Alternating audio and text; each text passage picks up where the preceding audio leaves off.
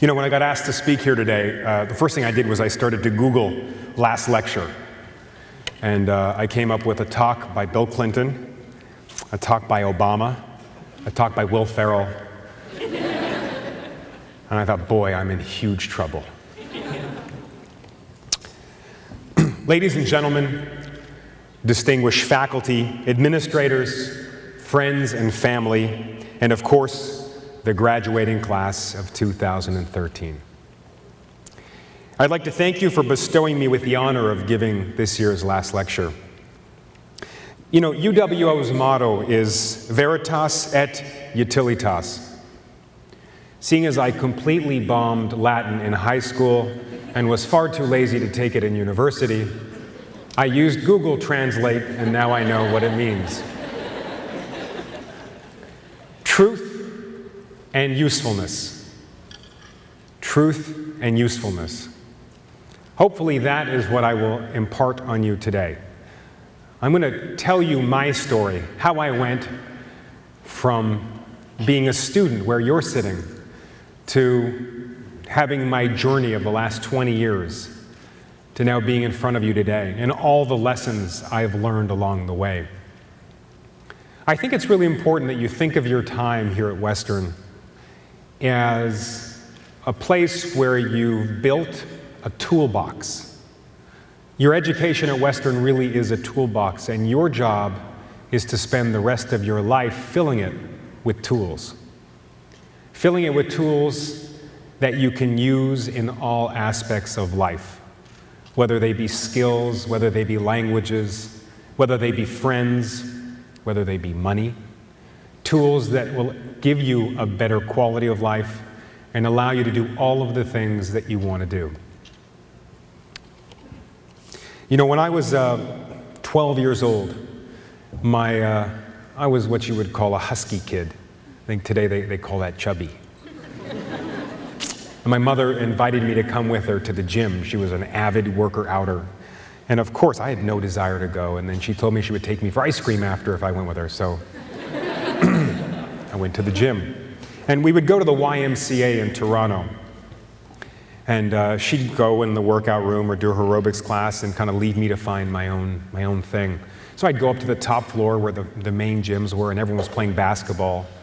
And I was a horrible basketball player, so no one wanted me to play on their team. And then and there was a volleyball game always going on, and I was too short to play volleyball. Plus, I was really bad at volleyball, so no one wanted me to play.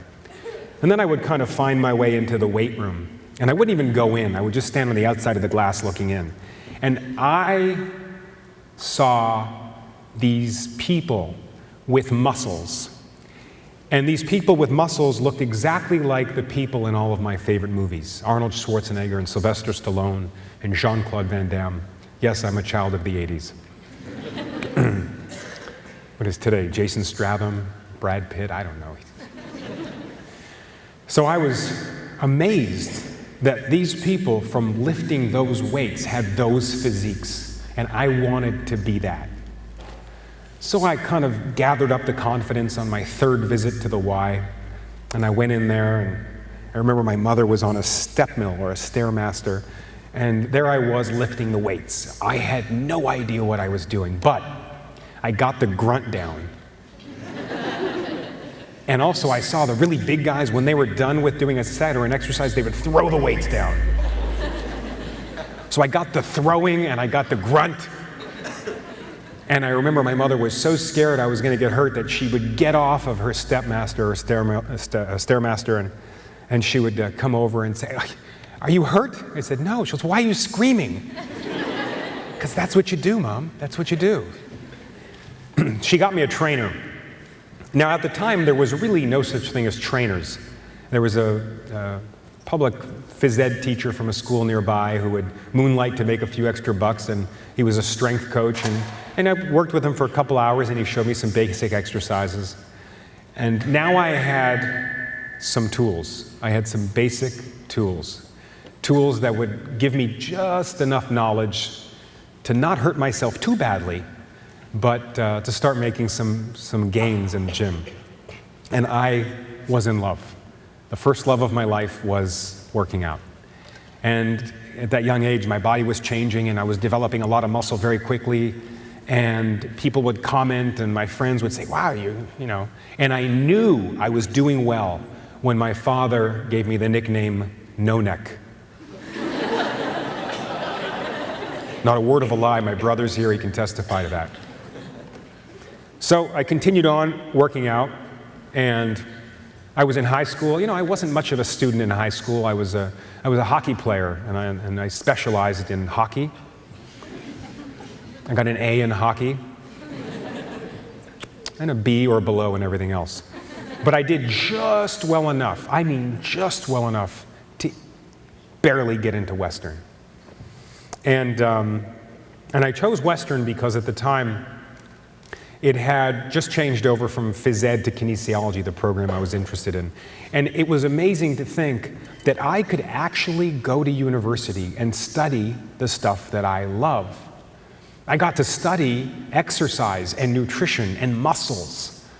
And it was incredible to me that I actually had a passion at such a young age, a passion that I could pursue. And at the time, you can always tell a kin student, and I don't know if it's the same, because in the dead of the winter, when there's a snowstorm outside, does anybody know? They wear shorts. We were idiots. We wore shorts and running shoes and a hoodie, but gloves, because our hands were warm. Also, as a kinesiology student at the time, you had two choices. You would graduate and become a phys ed teacher, or you'd go into pharmaceutical sales. That was it. That was really it. So, of course, my parents wanted me to be a doctor or a lawyer. I was interested in neither, but most importantly, I completely failed the MCAT. So the opportunity for me to be a doctor was limited. But I was tenacious, and I wrote the MCAT again, and I failed that one too. After first year kinesiology at Western, I went back home to Toronto for the summer, and I got a job at Bally's Total Fitness as a trainer, and it was incredible. So before I'm in university getting marks, getting grades, getting a degree in something I love, and now I'm getting paid to do something I love. And there I am at 18 years old, and having adults listen to me, look up to me, respect me. And that was an incredible experience, and I wanted to keep that feeling. So I went back to Western the subsequent year, and I kept on in kinesiology, and I loved every second of it, and every summer I'd go back, and I'd continue to grow my training business. At that point, I left Bally and went out on my own and hired another trainer, and they got busy, and I hired another trainer, and there I was at 19, and I opened my first training studio. I'd go back and forth between Western and Toronto. And it was during that time that Dr. Earl Noble gave me this incredible opportunity to speak to my exercise physiology class on an area that I was interested in, sports nutrition and supplements. And so my first opportunity to do public speaking was here at Western, the thing that gave me the confidence for the rest of my life to be able to speak to large groups of people all over the world on national television. I would say for those of you who saw my talk show on ABC last year, but of course, there was only 7 of the people who watched my show last year, and they're somewhere in Arkansas, I believe. It'd still be on the air if there was more, so thanks for your support. Thanks, alumni. As my business grew, I thought, okay, I better transition my education back to Toronto, where my business was, and I continued on. I went to York University, and after that I went to University of Toronto, where I studied exercise physiology and nutrition in graduate school. And my passion continued to grow, because as you go further along in education, you get to specialize more and more. You get to be more of a niche learning. And I just became insatiable. I could not get enough information about exercise and nutrition and diet. And at the same time, my business was growing and growing. And when I was doing my master's degree, I was fascinated by this area of research that university called, I believe it was unethical. Yes, that's how they termed it, unethical. I wanted to give students huge amounts of caffeine and see what would do them, you know, how fast it would run. how much weight they could lift. So the university told me that I was putting the students at risk if I continued with that kind of research. However, they said, we have a relationship with the Department of National Defense, and there's a facility called the Defense and Civil Institute of Environmental Medicine. And they are interested in your interests, and they would like to subsidize, fund, and house your research, and we will acknowledge that as part of your graduate research. I said, great. So I went to the DCIEM. Now, here's the thing. When you do research in sports nutrition or pharmaceutical research, you end up trying this stuff on yourself first. I didn't sleep for the first week I worked in the lab at the DCIEM. But it was during this time that I realized that all of those basic science courses I took in first year Western, Chem 20, Bio 20, I don't know if they have the same course codes now, or organic chemistry, took that twice, only because I really liked it. All of them, all of a sudden, I was using them. And as I said, think of your time at Western as building that toolbox. Well, you leave with Western with some tools already in that toolbox. And that was the first opportunity that I really thought about that, gosh, I'm actually learning. I'm actually using the things that I learned at Western. Understanding an alkene, an alkyne, and a thiol, and knowing that carboxylic acid, and it was really amazing for me. I'm like, gosh, I'm glad I actually paid attention. My business continued to grow, and I got my first call from a celebrity. There was a doctor who was taking care of a rock hip-hop band that was in town. They were called Limp Bizkit at the time. They were a big deal. And so the manager calls and said he wants an athletic trainer, for the band. I said, great, and I went to the venue and I was so excited. Now, in the US, athletic trainer is actually what we in Canada call an athletic therapist. I have not the slightest clue on how to be an athletic therapist. It's obviously a completely different field. But it was too late, because when I got there, the drummer told me that I had to tape up his ankle, and the lead singer told me I had to work on his shoulder, and I had to work on the guitarists for something I don't remember. And I don't remember, there was a lot of smoke in the change room at the time, and I'm pretty sure it wasn't cigarette smoke. So I did take a course in sports injury, and all of it came rushing back to me. And I'm like, wait a minute, I do know how to tape an ankle. I studied this at Western. And actually, I know how to stretch a person with that injury, with the shoulder. And this other person, I know how to, and it all came rushing back to me. My toolbox that I left Western with came in handy again. So since that time, I've had the pleasure of working with some very interesting clients. I've worked on over 85 feature films, most of them very bad films. I've trained Jesus in the Passion of the Christ. I've trained Moses for the Ten Commandments. I've trained Catwoman. I've trained all the cast of X-Men, Spider-Man. Some very interesting clients over the years. And all of them I got to bring my toolbox. It was during this time that I got a phone call that Halle Berry was in Montreal with Robert Downey Jr. filming a movie called Gothica and wanted me to come train her. And the producer of the film said, here's the problem. We don't have a budget for you in this film. We don't even have a hotel room for you. You're going to have to drive yourself here, put yourself up somewhere, and we can only pay you a small amount. And I don't even think I stayed on the phone long enough to hear him say amount. I was already in my car, and I took off. And what I learned there that I put in my toolbox was this idea of being fearless, that when you're young, you have nothing to lose.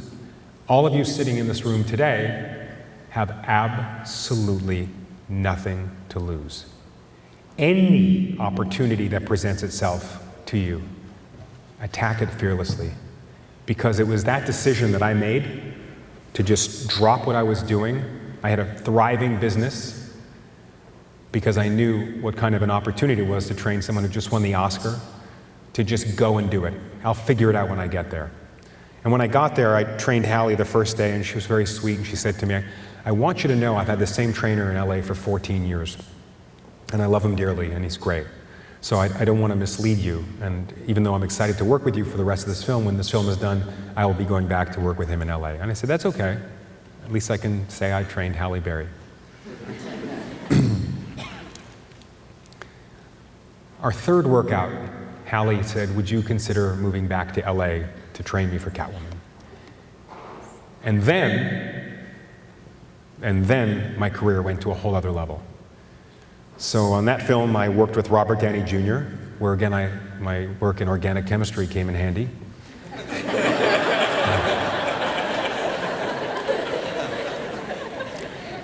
He was fresh out of prison. I'm not kidding. And the insurance company that bonded him for the film made him have a urine test every single day. Guess who had to administer the urine test every single day? Chem 20. So I moved to Los Angeles. I worked with Halle, and when I got there, I started training a lot of other actresses and actors. And I got a phone call one day from Halle, and she said, hey, Harley, I'm at lunch with Oprah.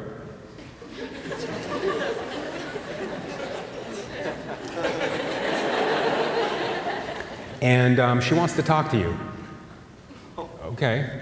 She grabs the phone and said, hi, Oprah. She said, wow, you've got Halle looking amazing. You must be starving her. I said, no, I'm having her eat 5 times a day. She said, well, you must be training her 6 hours a day of exercise. I said, no, we work out 25 minutes a day. She said, wow, you should write a book. Okay, Oprah. She said, what's the program called? Now, at this point, I was fresh off of 9 years of university, and I had created the brunt of this program while as a military scientist, and I called it multiple variation training, and it was based in the work that Dr. Hans Seeley did at McGill that he won the Nobel Prize for in the general adaptation syndrome, and it was a paradigm between variation, intensity, and balance. I said, it's called the multiple variation training program, Oprah. She said, the what? I said, it's called the multiple, and she interrupted me. She goes, I heard you. That's a terrible name. Figure out a real name for a book and write it, and I'll have you on the show. So I did. So I sat there in my room, and I started thinking, what do I do with my clients? Well, I train them on film sets, and they shoot films Monday to Friday. That's 5 days a week. So we work out 5 days a week.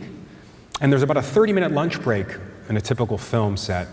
And I've got to get my client from their trailer, work them out, and back to their trailer in under 30 minutes. So we have about 25 minutes to work out. And each workout starts off with a cardio warm-up.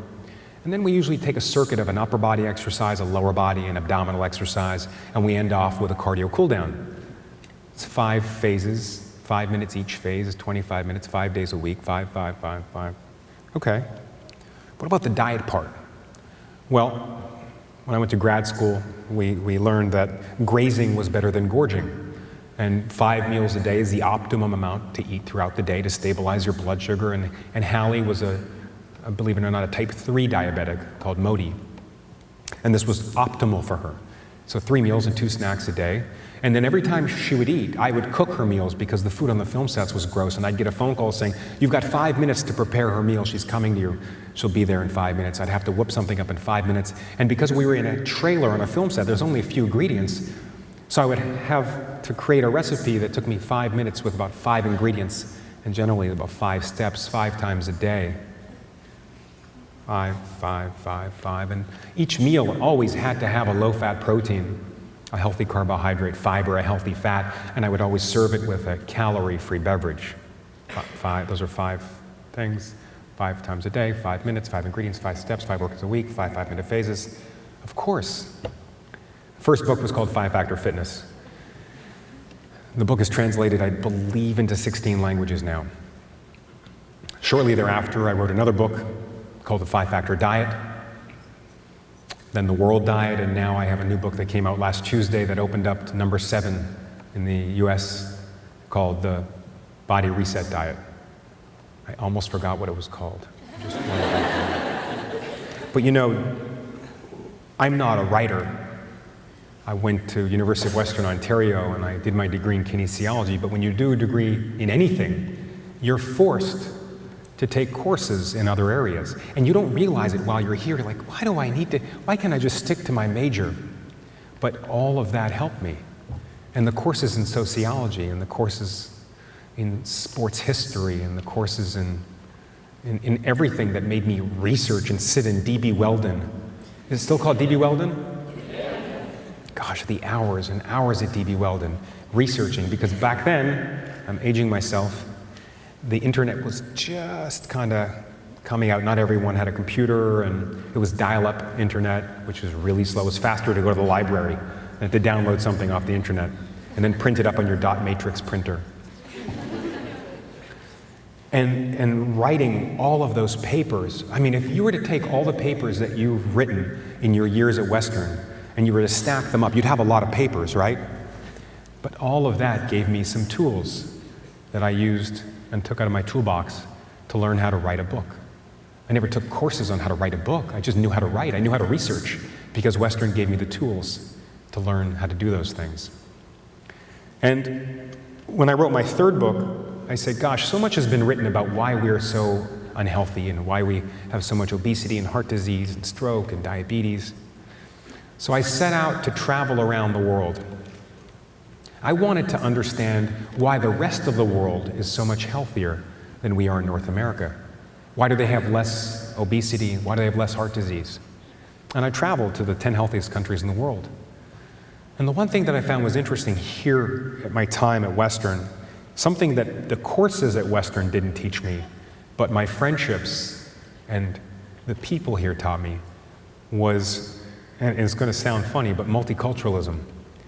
I made friends with people from parts of the world that had backgrounds from different parts of the world that I never knew before. So I had a familiarity. When I went to Singapore, I had a friend here who was from Singapore. When I went to China, when I went to Sweden, Finland, Norway, Israel, South Korea, Japan. And the familiarity I had with most of these cultures were from the friendships that I made here at my time at Western.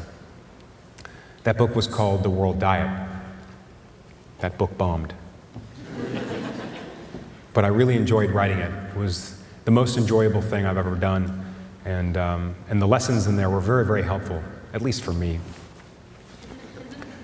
So as I continued along my way, I started working on different things.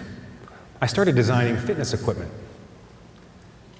I started designing strength equipment for the largest strength equipment companies in the world. I started designing cardio for Precor, Icarian, Life Fitness, Cybex. And it was all the stuff I learned from Professor Bob Viggers in biomechanics that all of a sudden I used. I thought, when the heck in my life am I going to need to know what a fulcrum is, or a lever, or circumduction? And here I was with my toolbox again, reaching in and grabbing one of the tools that I got here at Western. And at 21, I designed a dual cable pulley weight stack system that's in just about every single major health club chain in the world now. So that was an incredible experience. I think I got $2,500 for that. I didn't know, I was a kid. I was just so excited to be in the gym. And so during that time, since that time, I've developed many other bits of strength equipment. And then I started to be hired, I started working on developing snacks, healthy snacks, and smoothies and snack bars and beverages for all kinds of big companies. And it was my course here at Western with Dr. Glenn Lation, Nutrition. I took some great nutrition courses here that I got to use. Another tool in my toolbox. I developed snack bars. I developed chips, healthy chips. I developed smoothies. I developed cakes. I developed all these healthy snacks that really, my tools came from being here. Then I designed video games. I have an Xbox Kinect game. I have a Nintendo Wii game. And again, in my toolbox from my time at Western, from sitting in my dorm room playing hours and hours of video games. I became an authority on video games in my own world. As well, workout DVDs. I've designed running shoes for New Balance. I've designed pedometers. And all of these tools that I acquired from my time at Western have all come in handy. Now, while I was here studying them, I really didn't think I would ever actually use them, but I've used almost every single one of them. My time here at Western has allowed me to work with some very interesting companies. I sit on the board for companies that include, I had to write this down, so forget. Microsoft, Fitbit, been on the board for Coca-Cola's healthy lifestyle brands, New Balance, Kraft, Planters, Kellogg's, Unilever, Lipton's, SlimFast, 3M, Ace Bandages, Shackley, Centrum, Pharmavite, Soyjoy, Faye, just to mention a few. All of these opportunities would not have existed if I didn't have the education I have. None of these would ever be an option. I would be living a very boring life as a lawyer or a doctor. I had, as I mentioned, the incredible opportunity to be on television. I started doing television about 15 years ago, and I did a really embarrassing show that I hope none of you have seen in reruns. It was called The Right Fit, and it was on the W Network. Is there still a W Network here? So embarrassing. Because I still kind of had some hair, but I was kind of fighting it, and I knew, and so part of it was,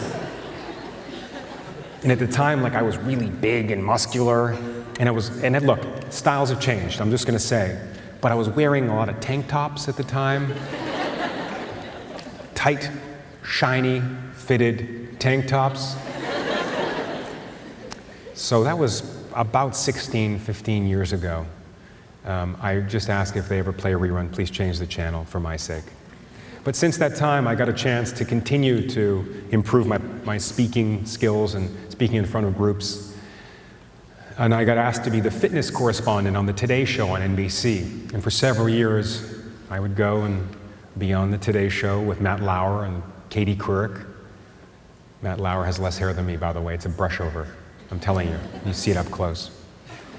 And then I became a judge on Top Model. I have a very funny story for you.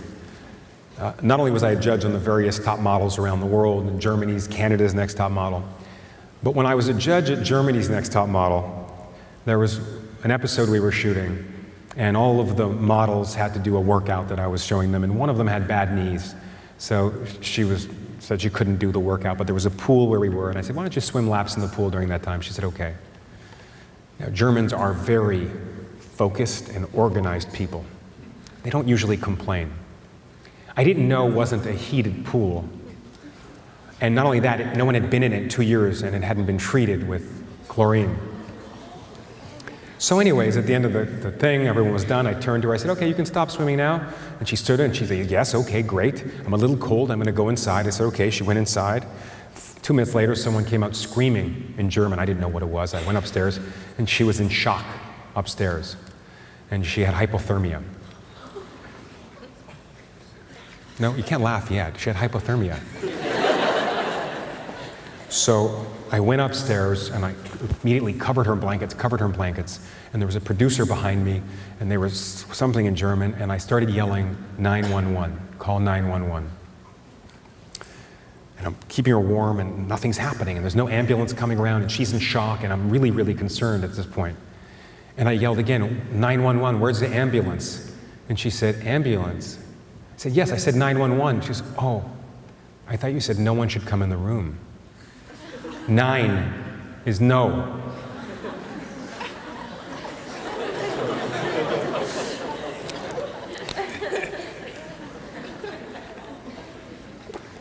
Luckily, the paramedics came about 20 minutes later, and they brought her back to health. And she survived, and I voted her off the show.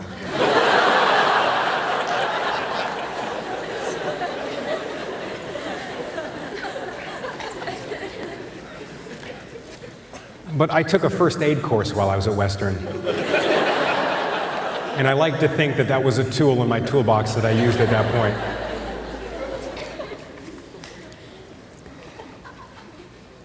I had an incredible honor of being named the ambassador from Canada to the US for tourism about 6 years ago. There was an interview I did a while ago, and I said I'm the proudest Canadian in the world. So someone in the government must have read it, and next thing you know, I'm dragging all these American journalists up to Calgary and Banff and Vancouver and Montreal and Toronto and showing them my favorite coffee shop, my favorite restaurant.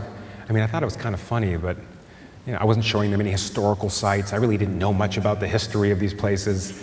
But I know the best coffee shops, I know the best place to get pasta, the best sushi restaurants. But it was an incredible experience for me to come back home again. And being here today, I feel the same thing. It's so special to be able to come full circle, and it's been 20 years. And I still have my toolbox, and I still keep putting new tools in my toolbox. For the rest of my life, I will be putting new tools in my toolbox. And as you leave here this year as graduates, I suggest you think about your toolboxes. Think about what you have in them right now. Think about all of the tools that you will add to your toolbox in the rest of your life, in all the years you have ahead of you. And attack everything with full intensity. And don't be scared of anything. You have nothing to lose. All you have is to gain.